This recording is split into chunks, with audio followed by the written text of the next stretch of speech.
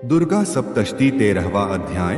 ध्यान। जो उद्यकाल के सूर्यमंडलक सी कांति धारण करने वाली हैं, जिनके 4 भुजाएं और 3 नेत्र हैं, तथा जो अपने हाथों में पाश, अंकुश, वर एवं अभय की मुद्रा धारण किए रहती हैं, उन शिवा देवी का मैं ध्यान करता हूँ। कल्याणदायिनी माँ शिवा को प्रणाम।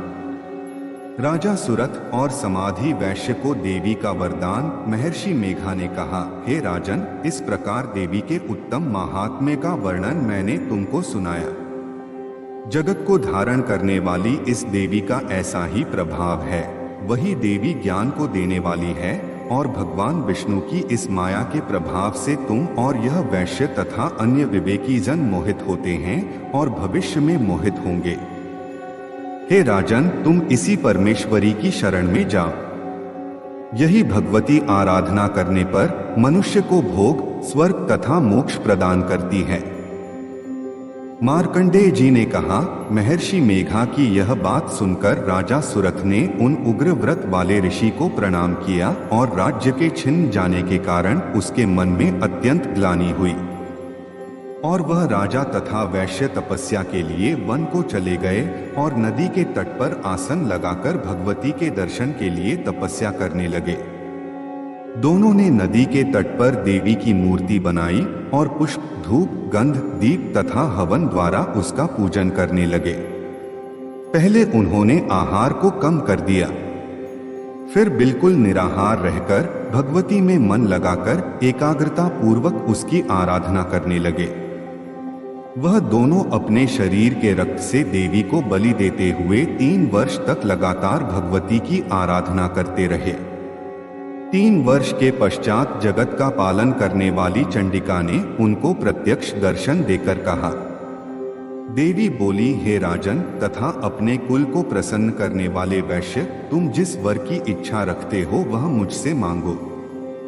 वह वर मैं तुमको दूंगी, क्योंकि मैं तुम पर अत्यंत प्रसन्न हूँ। मार्कंडेय जी कहते हैं, यह सुन राजा ने अपने अगले जन्म में नष्ट न होने वाला अखंड राज्य और इस जन्म में बलपूर्वक अपने शत्रुओं को नष्ट करने के पश्चात अपना पुनः राज्य प्राप्त करने के लिए भगवती से वरदान मांगा, और वैश्य ने भी, जिसका चित्त संसार की ओर से विरक्त हो चुका था, आथ भगवती से अपनी तथा अहंकार रूप आसक्ति को नष्ट कर देने वाले ज्ञान को देने के लिए कहा। देवी ने कहा, हे राजन, तुम शीघ्र ही अपने शत्रुओं को मारकर पुनः अपना राज्य प्राप्त कर लोगे। तुम्हारा राज्य स्थिर रहने वाला होगा।